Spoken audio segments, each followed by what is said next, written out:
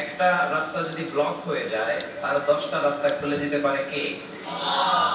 অভিনব পদ্ধতিতে আপনি দাওয়াতি কাজ করবেন। ইংল্যান্ডে আমার কিছু বন্ধুরা ইংল্যান্ডের অনেক জায়গায় যত ট্রাশ ক্যান আছে ডাস্ট করে তারা রাখে।